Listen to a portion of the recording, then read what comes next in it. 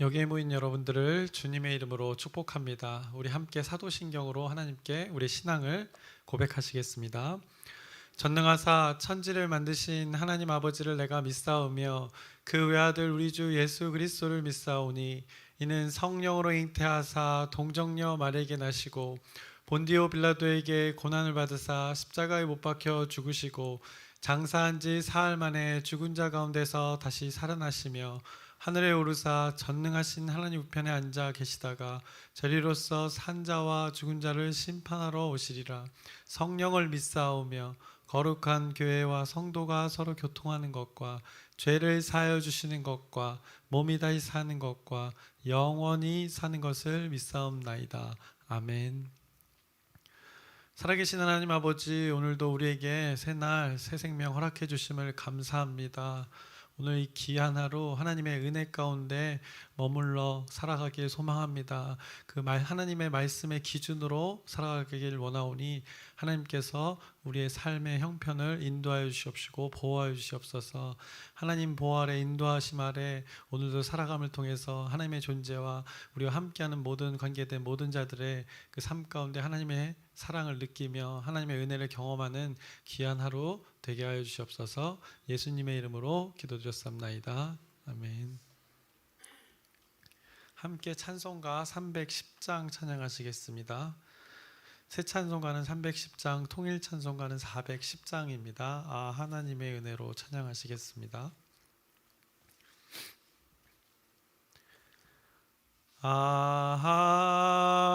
하나님의 은혜로 있을 데 없는 자 왜 구속하여 주는지 난 알 수 없도다.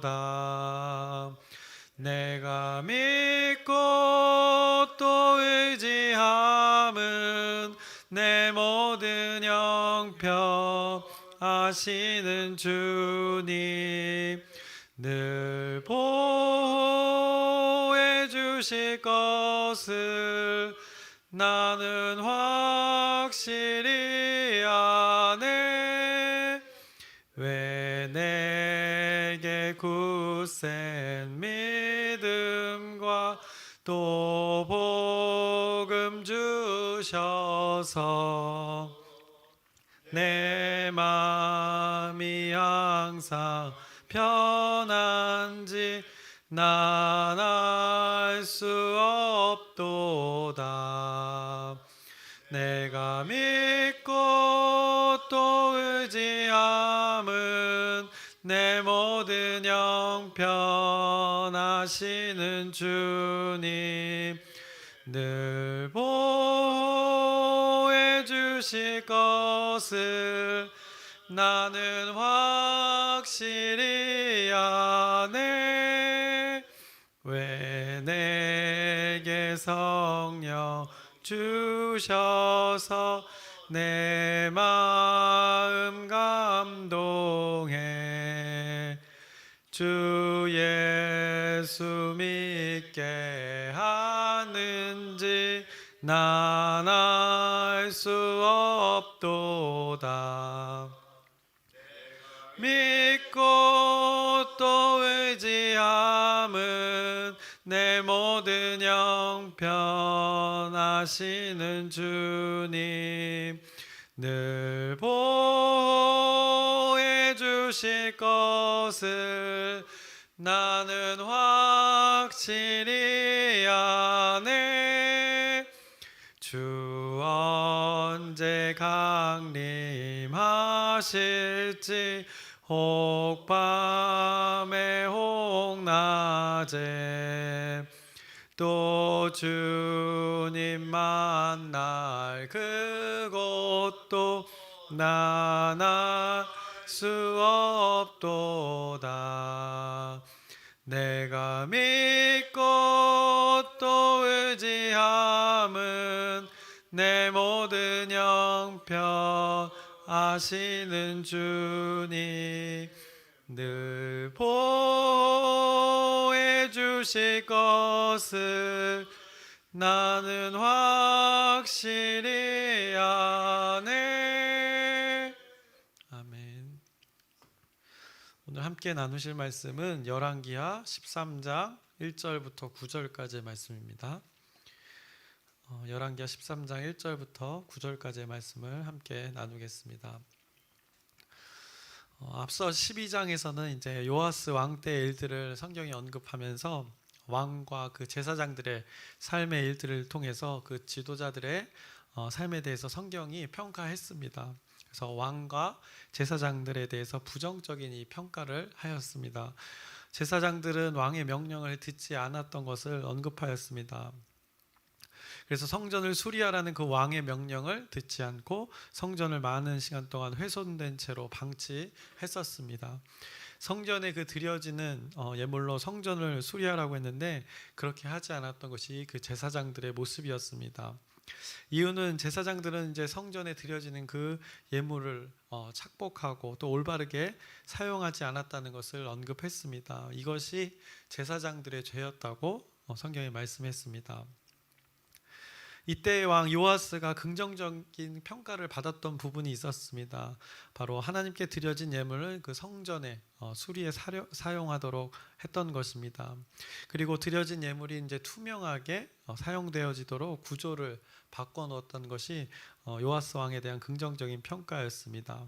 그래서 하나님께 드려진 예물이 성전을 수리하는 데 사용되어졌고 드려진 예물들이 이제 제사장들에 의해서 오용되거나 남용되는 것을 이제 차단했었습니다. 그런데 요아스 왕이 이제 부정적인 평가를 받게 된 그의 삶도 성경이 동시에 또 말씀했습니다. 그때가 아람 왕 하사엘이 이스라엘 향해서 올라올 때였습니다. 예루살렘을 공격하러 온다는 것을 그 요아스 왕이 들었고 아직 쳐들어온 것도 아닌데 궁지에 몰린 것도 아닌데 대뜸 그 성전에 가득히 쌓여있던 하나님께 드려진 모든 예물들을 그 아람 왕 하사엘에게 바쳤습니다. 그래서 그 요아스 왕의 그 삶의 그 위기 가운데 자신의 위기 가운데 문제 가운데 그 하나님께 드려진 예물을 자신을 위하여 사용했던 그 안타까운 모습을 보게 됩니다. 그래서 12장에서는 이렇게 하나님께 드려진 예물을 제사장과 왕이 자신들을 위해서 사용하는 모습을 보여주었습니다.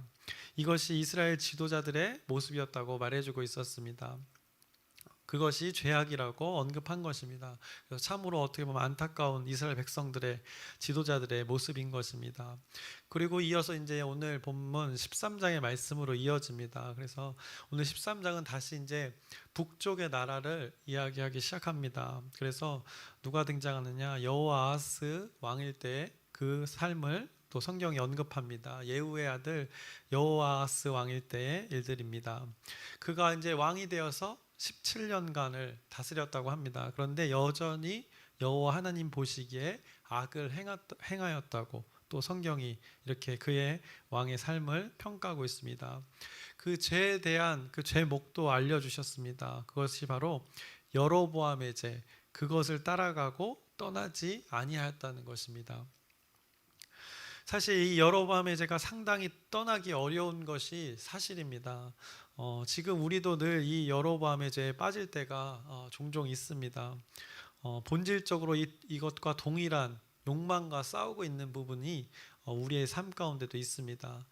이 여로보암의 죄는 북이스라엘에 나오는 이 단골 제목입니다. 죄의 단골 제목입니다. 여로보암이 시작했던 것, 남쪽과 북쪽이 갈라서게 된 이후에 그 여로보암은 첫 왕이었습니다. 이런 일이 있지 말아야 할 일에 그 첫 시작의 왕이 된 왕이 그 바로 여로보암이었습니다. 근데 그가 행했던 것, 하나님의 모습을 자신의 상상대로 이 형상을 만들었던 것입니다. 그래서 시내산에서 주신 그 하나님의 법을 정면으로 이 대치하는 행동을 그가 했었습니다. 그래서 금송아지를 만들어서 그것을 향하는 것이 하나님을 예배하는 것이라고 그가 만들어낸 것입니다. 그래서 베델과 단에 그것을 만들어 놓고 그곳에서 예배하게 했던 것이 바로 여로보암이었습니다. 그 여로보암의 죄를 오늘 그 여호아스 왕도 떠나지 아니했다고 그 길을 따라갔다고 성경이 말씀합니다. 그 여로보암이 이제 그곳에서 예배하게 한 이유를 우리가 두 번이나 확인했었습니다.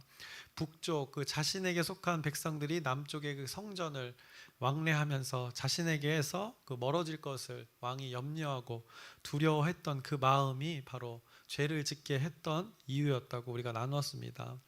금송아지를 만든 이유가, 그 형상을 만든 이유가 그 이 마음에서 시작된 것이었습니다. 자기를 위한 마음, 자기를 위한, 자기에 의한 그 시작이 죄였음을 성경이 계속해서 반복해서 그 수많은 왕들 가운데 말씀하고 있는 것입니다. 결국 그거는 하나님과 관계없는 것이고 하나님과 정반대의 마음이라고, 그것이 죄라고 오늘 또 성경이 언급하고 있는 것입니다. 북이스라엘 왕들이 바알의 우상을 제거하기도 했고 바알을 섬기는 자들을 처리도 했습니다. 그러니까 눈에 보이는 어떤 우상들, 이방의 신들은 이렇게 많이 제거했습니다. 그런데 그 여로보암이 이제 자기 마음으로부터 시작된 그 죄에 대해서는 여전히 그들 가운데 있음을 성경이 말씀해 주는 것입니다. 여로보암의 죄처럼 행위적으로 이 베델과 단의 금송아지를 처리하지 않은 것은 근본적으로 그 왕들의 마음에 존재하는 그 자신의 위치가 있고 자신의 자리에서 행할 수 있는 이 권력이라는 것, 자기가 누릴 수 있다는 것을 포기하지 못했던 것입니다.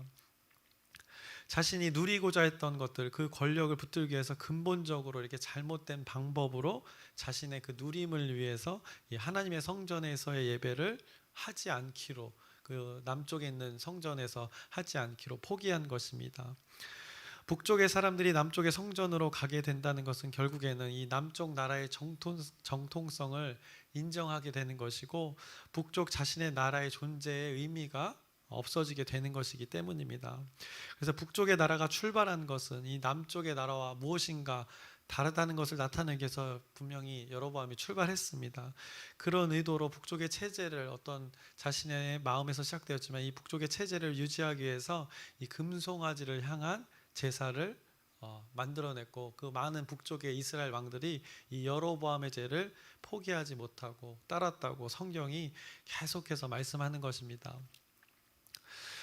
사탕을 여러분들이 드셔보셨을 것입니다. 요즘은 이제 어르신들은 그 달달함에 드시는 게 아니라 이제 당 떨어졌을 때 잠깐 회복하기 위해서 여러분들이 사탕을 드시기도 하는데 이 사탕을 입에 물면 아주 달달하고 좋습니다. 그것이 입안에 있는 동안 달달하고 기분을 순간 좋게 해줍니다. 그것을 먹는 동안에는 이 사탕을, 우리가 보통 사탕을 먹을 때 뱉지 않습니다. 그것을 다 없어질 때까지 쭉 입에 물고 있습니다. 뱉을 이유가 없죠. 왜냐하면 달달함의 기분이 좋기 때문입니다. 그런데 그렇게 달달함을 자주 우리가 경험하다 보면 어느새 우리의 치아가 손상이 되고 썩을 수 있게 되는 것입니다. 그래서 잇몸이 주저앉게 되는 경우도 있고, 그리고 결국 그로 인해서 자주 그 달콤함을, 사탕으로 인한 달콤함을 맛보게 된다면 나중에 치아의 고통을 느끼게 됩니다. 이 사탕의 달콤함이 죄라는 이 달콤함과 매우 비슷합니다. 그래서 죄를 맛보면 우리는 순간 짜릿함을 경험하게 됩니다. 죄가 분명히 우리에게는 안 좋은 영향을 미친다는 것을 우리가 잘 압니다. 그럼에도 우리가 이 죄 가운데 유혹을 받고 죄 가운데 있게 되는 것은 이 죄가 주는 달콤함이 있기 때문입니다. 근데 사실 그 달콤함은 우리의 영혼을 썩게 하는 그 치명적인 그 무감각의 상태에 이르게 하는 그 속성이 있습니다. 그래서 결국에는 하나님의 존재를 생각하지 않고 하나님의 말씀을 거부하는 그 영적 분별력을 잃는 그 상태에 이르게 하게 되는 것입니다. 그래서 심하게 표현하면 영혼이 죽어 있는 그 무감각의 상태에 이르게 하는 것이 바로 이 죄의 속성입니다. 죄라는 것이 그 순간에는 무엇인가 우리에게 기분을 좋게 하고 짜릿하게 하는 것들이 분명히 있습니다. 유익을 주는 것 같지만 근본적으로는 이 하나님과 관계없는 선택의 순간이 되는 결과를 만들게 된다는 것입니다. 그래서 죄는 생각해봤을 때 동에서 서가 먼 것처럼 이렇게 멀리 해야 되는 속성을 가진 죄입니다. 그래서 죄는 싸울 필요가 없습니다. 멀리 하시는 게 상책입니다. 죄와 싸워서 에너지를 우리가 소모하는 것이 아니라 근본적으로 이제 접근을 달리하는 방법이 있습니다. 그래서 근본적으로 방향을 하나님을 향하고 우리가 하나님을 바라보는데 에너지를 쓰시면 자연적으로 우리는 죄와 멀어진 삶을 살게 되기 마련입니다. 그래서 이렇듯 여러분들이 하나님을 늘 가까이 하시기를 바랍니다. 하나님 말씀으로 이 삶의 방향을 잘 설정하시길 바랍니다. 오늘 13장은 이 북쪽 여호아하스 왕이 여로보암의 죄를 따랐다고 하면서 하나님께서 매우 이제 화가 나셨다고 합니다. 그래서 그들을 아람 왕 하사엘과 베나닷의 손에 넘기셨다고 또 합니다. 그래서 그들이 매우 학대를 받는 일들이 벌어집니다. 그래서 이렇게 죄의 결과가 분명히 또 있게 됩니다. 그리고 징계도 있게 되는 것입니다. 그것이 오늘 본문 13장 1절부터 3절의 말씀에 잘 나타나 있습니다. 1절을 보시면 유다의 왕 아하시아의 아들 요아스의 제23년에 예후의 아들 여호아하스가 사마리아에서 이스라엘 왕이 되어 17년간 다스리며 여호와 보시기에 악을 행하여 이스라엘에게 범죄하게 한 느밧의 아들 여로보암의 죄를 따라가고 거기서 떠나지 아니하였으므로 여호와께서 이스라엘에게 노하사 늘 아람 왕 하사엘의 손과 그의 아들 베나닷의 손에 넘기셨더니라고 이렇게 그의 삶에 죄를 떠나지 않은 것에 또 학대를 받고 있음을, 이 징계를 받고 있음을 보게 됩니다. 그래서 4절 조금 앞부분도 보시면 아람 왕이 이스라엘을 학대함으로라고 여기까지 이렇게 그들이 고통 속에 있다는 것을 성경이 말씀해 줍니다. 우리가 앞서 열왕기서를 나누면서 열왕기서의 많은 기록들을 통해서 아람 왕과의 그 전투를 우리가 많이 봤습니다. 아람의 그 강력한 군대를 이스라엘 백성들도 경험했습니다. 다행히도 그때마다 하나님께서는 하나님의 선지자를 통하여서 그 고비 때마다 위기 때마다 기가 막힌 기적으로 그들 가운데 전투를 승리케 하신 일들이 있었습니다. 그 엘리야와 엘리사를 통해서 수많은 그 어려움 가운데 극복할 수 있게 하셨습니다. 특히 아람과의 몇 번에 걸친 전투가 우리가 열왕기하에서도 잘 나누었었습니다. 그래서 엘리사 선지자의 도움으로 나라를 구하는 일들이 몇 번이나 있었습니다. 하나님께서 이 선지자를 통해서 이스라엘을 구원케 한 사건들이 수없이 많았습니다. 그럼에도 이스라엘의 왕과 지도자들이 그때뿐이었음을 또 오늘 반복해서 성경이 말씀해 줍니다. 위기에서 하나님을 찾거나 하나님의 선지자를 순간적으로 찾을 때가 있었으나 그때뿐이었다는 것입니다. 오늘 13장의 이 북이스라엘의 왕 여호아하스도 마찬가지였습니다. 그래서 여전히 여호아하스의 왕은 죄의 길을 가고 있다고 평가합니다. 그 학대받았던 그 순간들이 있었습니다. 죄 가운데. 그 가운데 이 여호아하스가 하나님께 간구를 합니다. 그리고 그 이후의 일들도 또 성경이 그의 삶에 대해서 말씀합니다. 오늘 4절을 보시면 4절부터 7절까지의 말씀을 먼저 보겠습니다. 아람 왕이 이스라엘을 학대함으로 여호아하스가 여호와께 간구하며 여호와께서 들으셨으니 이는 그들이 학대받았음을 보셨음이라. 여호와께서 이에 구원자를 이스라엘에게 주심에 이스라엘 자손이 아람 사람의 손에서 벗어나 전과 같이 자기 장막에 거하였으나 그들이 이스라엘에게 범죄하게 한 여로보암의 집의 죄에서 떠나지 아니하고 그 안에서 따라 행하며 또 사마리아의 아세라 목상을 그냥 두었더라. 아람 왕이 여호아하스의 백성을 멸절하여 타작마당에 티끌같이 되게 하고 마병 50명과 병거 10대와 보병 10,000명 외에는 여호아하스에게 남겨두지 아니하였더라라고 이렇게 성경이 말씀합니다. 그 학대받는 이스라엘 가운데 여호아하스가 다행히도 하나님께 간구했었습니다. 그것을 하나님께서는 들으시고 다시 은혜를 베풀어 주셨는데 그들이 또 살만하니까 다시 죄악의 길로 살아갔음을 성경이 말씀합니다. 그래서 하나님의 징계가 있어서 타작마당에 티끌같이 되게 하셨다고 합니다. 그래서 군사력도 많이 잃게 되었습니다. 마병 50명과 병거 10대와 보병 10,000명 외에는 존재하지 않았다고 합니다. 그 강성했던 다윗과 솔로몬의 강성했던 이스라엘의 나라가 둘로 쪼개지고 이제는 이렇게 초라한 모습이었음을 이 하나님과의 관계, 이 죄를 범한 것과 안 한 것의 관계로 이렇게 연관지어서 성경이 말씀하고 있는 것입니다. 결국 그리고 여호아하스 왕은 그렇게 생을 또 마감하게 됩니다. 성경은 하나님과의 관계만을 언급하고 나머지 일반 역사의 일들은 역대지략에 기록되어 있지 않냐고 언급하면서 여호아하스의 왕을 또 생을 그렇게 마감하는 것을 오늘 8절 9절에 말씀합니다. 여호아하스의 남은 사적과 행한 모든 일과 그의 업적은 이스라엘 왕 역대지략에 기록되지 아니하였느냐. 여호아하스가 그의 조상들과 함께 잠에 사마리아에 장사되고 그 아들 요아스가 대신하여 왕이 되니라 라고 이렇게 말씀합니다. 북이스라엘 왕 여호아하스의 삶은 어떻습니까? 하나님의 그 기회가 분명히 주어졌음에도 다시 자신을 위한 삶을 살았음을 보게 됩니다. 아주 짧은 구절이지만 그의 삶이 어땠는지를 우리가 보게 됩니다.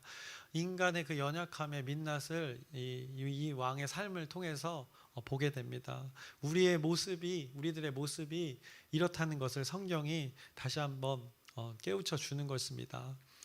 죄의 달콤함을 붙들려고 하는 것이 우리라고 이 모습을 통해서 말씀해 주고 있는 것입니다. 하나님 말씀의 달콤함이 아닌 죄의 달콤함을 우리가 맛보려고 하는 우리의 습성이 있다는 것입니다. 이런 죄악의 달콤함을 붙들려고 하는 우리의 삶의 모습을 이 여호아하스 왕의 삶에서 보여주고 있는 것입니다. 그것이 우리 각자에게, 저와 여러분 가운데 다양한 방법으로 존재하는 것이 사실입니다. 그래서 누군가에게는 그것이 이생의 자랑이 되는 것이고, 누군가에게는 그것이 안목의 정욕이 되는 것이고, 누군가에게는 이 모든 것, 옛사람의 습성, 이 세상의 풍조를 따르는 이 모든 것이 우리 삶 가운데 나타나는 우리의 죄들의 모습입니다. 그것이 우리의 발목을 잡아 넘어뜨려는 세상의 그 유혹들이 되는 것입니다. 우리는 이것을 멀리해야 하는 것입니다. 아까도 언급했지만 멀리하는 방법은 우리가 추구하는 그 방향 설정을 바로 하면 되는 것입니다. 그러면 죄의 유혹들과 분별하지 못하는 그 어리석음을 우리가 피할 수 있게 되는 것입니다. 그래서 죄와 씨름하거나 싸우지 않아도 되는 것이 그 하나의 방법이 되는 것입니다. 피하고 멀리하는 것입니다. 오늘 북이스라엘의 왕 여호아하스는 그 방향 설정을 여로보암으로 설정을 했습니다. 그래서 오늘 2절에 분명하게 말합니다. 여로보암의 죄를 따라갔다고 오늘 성경 말씀이 말씀하고 있습니다. 그래서 그의 삶 가운데 목표와 목적, 방향 설정의 오류가 심각하게 있었던 것입니다. 질문을 여러분께 하나 드려보겠습니다. 하나님께서는 이 죄인의 간구를 들으실까요? 하나님께서는 이 악인의 간구를 들으실까요? 이 질문 가운데 우리는 이 질문에 생각보다 고민을 하게 됩니다. 이 사람의 논리와 사람의 입장에서의 그 정의를 생각하기 때문입니다. 죄인들에게는 그럴 권리가 없어, 그런 권한조차 없다고 하면서 죄인이기 때문에 그런 간구를 할 수 없다고 우리는 또 세상의 법칙을 기준으로 그렇게 생각할 때가 종종 있습니다. 우리가 사는 세상은 죄인은 많은 권한을 빼앗기는 것이 사실입니다. 우리가 사는 세상에서 우리 인간들은 죄인들의 소리를 듣지 않습니다. 듣고 싶어 하지도 않습니다. 그런데 이 하나님은 이 죄인들의 간구, 이 악인들의 간구도 들으신다는 것입니다. 이 범죄자들의 소리를 듣는다는 것이 아닙니다. 범죄자의 소리를 듣자는 것이 아닙니다. 하나님은 죄인의 소리조차도 듣고 계신다는 것입니다. 쉽게 생각해서 저와 여러분들이 하나님을 믿기 전을 생각하시면 됩니다. 여러분이 하나님을 믿기 전 그 죄인의 상태 아니셨습니까? 악인의 상태 아니셨습니까? 그때도 그 간구 가운데 하나님을 믿지 않은 상태에서의 간구도 하나님께서는 들으셨던 것입니다. 그래서 근본적으로 광범위하게 생각해 볼 때 하나님을 믿지 않는 것이 죄라고 성경이 말씀하는데, 여러분은 그 하나님을 믿지 않는 상태에서 하나님께 간구하셨던 적이 있었던 것입니다. 그래서 하나님을 믿지 않는 상태에서 우리가 하나님이란 존재에게 우리가 고백했던 순간들이 있습니다. 왜 이 질문을 드렸는가? 오늘 이 본문 가운데 하나님의 은혜가 오늘 아주 짧게 표현되어져 있기 때문입니다. 여로보암의 죄를 따르고 그 반복된 죄악들 속에서도 하나님은 어떻게든 그 자신의 백성들을 회복시키려는 그 하나님의 열심을 그 하나님의 은혜로 짧게 표현하고 계시는 것입니다. 이스라엘의 죄악을 언급하는 가운데서 그 하나님의 은혜를 언급하고 있는 것입니다. 그것이 4절의 말씀입니다. 아까도 읽었지만 제가 다시 한번 읽겠습니다. 아람 왕이 이스라엘을 학대함으로, 이 학대는 이스라엘 그 여호아하스 왕이 죄를 범함으로 있었던 징계입니다. 그런데 여호아하스가 여호와께 간구하매 여호와께서 들으셨으니 이는 그들을 학대받음을 보셨음이라라고 하면서 그 이후에 여호와께서 이에 구원자를 이스라엘에게 주심에 이스라엘 자손이 아람 사람의 손에서 벗어나 전과 같이 자기 장막에 거하였으나라고 말합니다. 하나님은 참 은혜가 많으신 분입니다. 은혜라는 것은 사람이 절대 할 수 없는 방법이라고 생각합니다. 이 은혜라는 단어를 생각해 봤을 때 이 손익계산과 논리가 존재하는 이 인간의 세상에서는 절대 만들어낼 수 없는 것이 바로 이 은혜라고 생각합니다. 그 은혜의 대표적인 의미가 값이 없는 것이라는 의미를 담고 있습니다. 값 없이 무엇을 준다, 대가가 없이 무엇인가 유익을 누리고 혜택을 받는다는 의미가 담겨져 있습니다. 이것은 논리적으로 말이 안 되는 것입니다. 그래서 사람의 머리에서 생각할 수 있는 차원의 것이 아닙니다. 오직 이 위로부터만, 하나님으로부터만 가능한 것이 바로 이 은혜라는 단어입니다. 오늘 여호아하스 왕이 학대당하고 고통 속에서 이 하나님의 은혜를 구했습니다. 자신이 죄를 따라가고 있지만 그 상황 속에서조차도 학대당하는 그 고통 속에서도 참 뻔뻔하지만 하나님께 간구했고 그 가운데 하나님께서는 은혜를 베풀어주는 모습을 우리가 보게 됩니다. 여호아하스가 여로보암의 죄를 따라가던 그 모습 속에서 자신의 그 고통의 문제를 들고 하나님께 나아갔습니다. 중요한 것은 그의 그 어떤 태도보다 그 악을 행하던 자가, 하나님이 싫어하시는 그 죄를 범하던 자가 하나님께 간구함에 있어서 하나님께서 그런 자의 간구도 들으셨다는 것이 이 놀라운 하나님의 말씀이라는 것입니다. 하나님의 사건이라는 것입니다. 여호아하스가 고통 중에 하나님께 간구했습니다. 학대당하고 있을 때 하나님의 징계로 인한 학대였습니다. 근데 그 가운데 하나님의 존재를 찾았습니다. 그랬더니 하나님께서는 들으셨다는 것입니다. 이 말씀을 여러분들이 꼭 기억하셨으면 좋겠습니다. 여호아하스가 여호와께 간구하매 여호와께서 들으셨으니, 이 그들의 고통의 간구를 들으셨고 학대당하는 모습을 계속 보고 계셨던 것입니다. 죄인의 이 간구도 하나님께서는 이렇게 들으신다는 것입니다. 그래서 이것을 은혜라는 단어 말고는 표현할 길이 없습니다.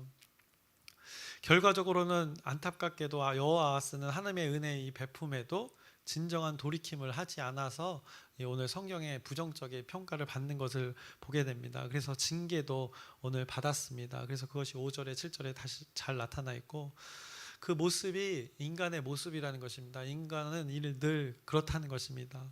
그런데 오늘 1절부터 9절의 말씀에서 핵심은 무엇인가? 이 하나님의 은혜를 기억하라는 것입니다.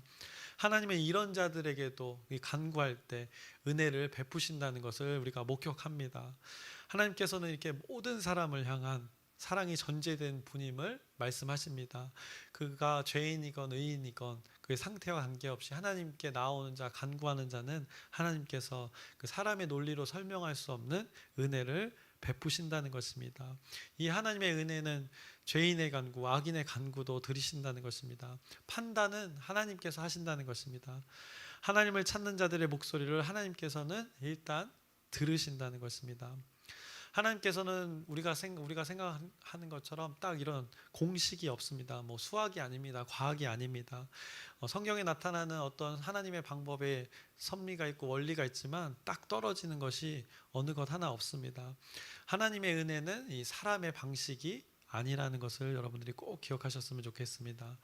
그래서 표현할 방법이 없어서 우리는 그것을 은혜라는 단어로 사용해서 표현하는 것입니다.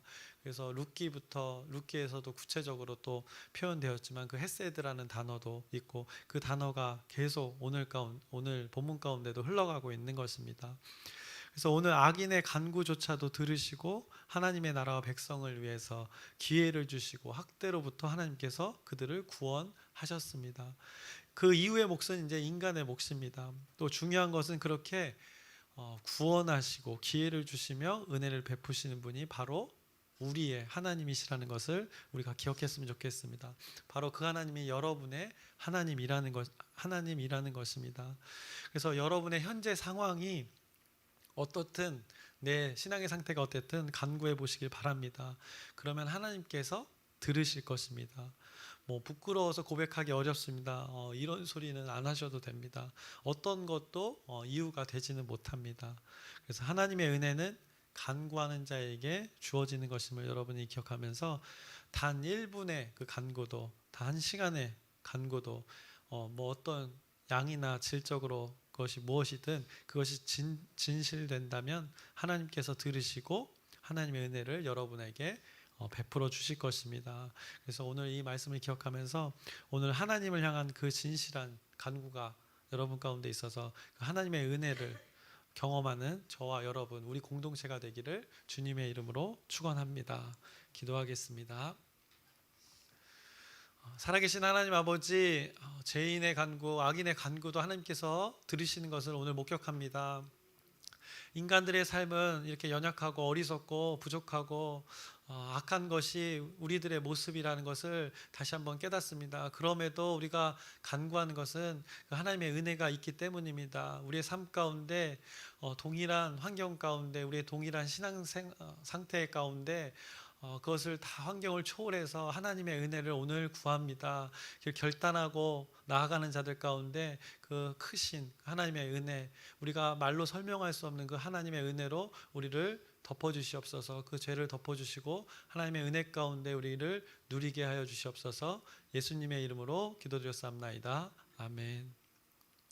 하늘에 계신 우리 아버지여, 이름이 거룩히 여김을 받으시오며 나라의 마옵시며 뜻이 하늘에서 이루어진 것 같이 땅에서도 이루어지이다.